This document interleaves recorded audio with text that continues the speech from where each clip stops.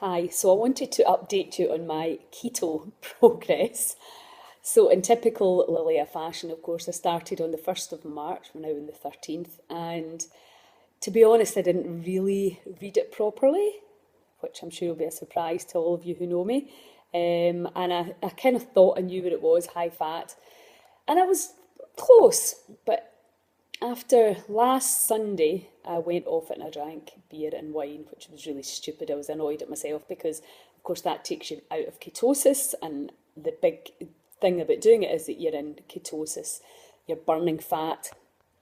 Anyway, so that kind of set me back a bit. I was quite annoyed at myself. But anyway, that's what normally happens. And then yesterday and a couple of days, I wasn't feeling fantastic, and again I knew I was probably just going back into ketosis. But then I thought, let me just do a bit more research and make sure that I'm really doing this properly. So I realised that I really wasn't eating enough fat, and to be honest, I've never actually followed a programme that's quite so high in fat.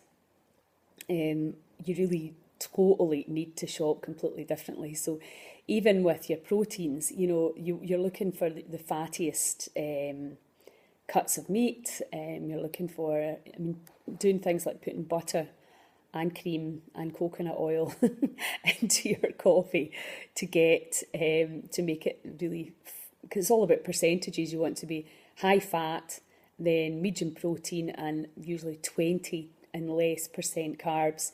So that's hardly any veggies as well, which is really difficult for me. A really good tip I got though was that just eat veggies from above the ground. So keep away from the starchy ones that are obviously higher in carbohydrate. So you can eat lots of greens really, but you have to have a lot of butter, which isn't that much a hardship for me actually, because I quite like butter in my veggies. But it's just it's the complete opposite way from what I normally eat. So I have been struggling a little bit with that and having to remind myself to eat with gratitude, even when it's the complete opposite food. And to be honest, I nearly gave up because what I was doing was what I know a lot of my clients do. I was thinking, this isn't working because, and the change was really a challenge for me in terms of I just was putting in the food to put the fuel in. I wasn't enjoying it really. I wasn't grateful for it. And now we're starting to realise it's not just about what you eat. It's about where did it come from, how was it farmed, how was it looked after, what was it fed on, and also then, so it's, what are we actually eating? And then it's how we prepare it and cook it. And then, of course, how we eat it, the manner in which we chew, and the kind of relaxation of the body, if you like, and the gratitude of the body accepting and absorbing the foods. That might sound a bit crazy if you're not really aware of the cellular contraction and expansion that happens when we have a mood. We can actually inhibit the digestion process by being in a bad mood and being stressed.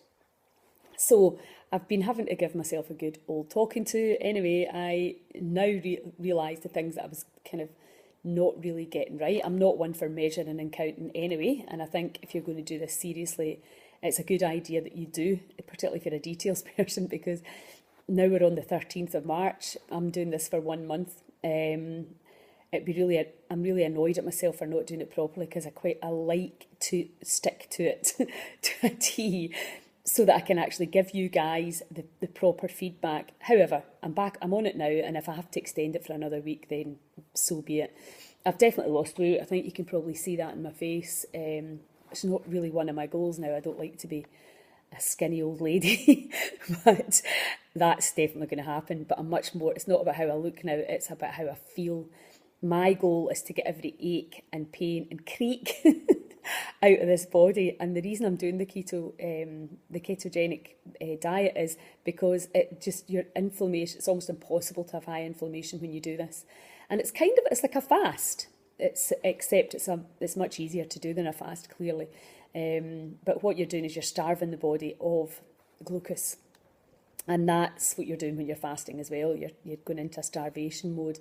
We know now that intermittent fasting, therapeutic fasting is, incredibly powerful for healing and for prevention. It's a really, really good idea to do it on occasion. So this is kind of like an easy fast. So I'm really, what happens to me is my abdomen gets distended, and I feel fine, but I just know that I could feel that little bit better energy wise. But that I get this distension in my abdomen that is quite simply inflammation. It's like a fire in my belly, which is very common in women my age.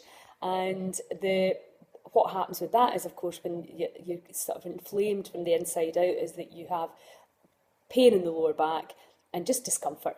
It's not painful, but it's just uncomfortable, and you kind of are aware of it, which is possibly a good thing because it's indicating to me that things still aren't right, not as right as they could be anyway. So this is why I'm doing it. All the aches and pains, my shoulder, etc., a million times better. Energy levels are pretty good.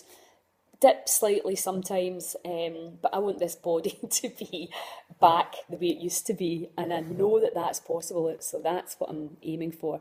I've also started taking gelatin, because that's meant to be really good for your joints as well, because you actually can hear my joints, even although they're not, there isn't any pain, you can kind of hear them when they move, like creaky.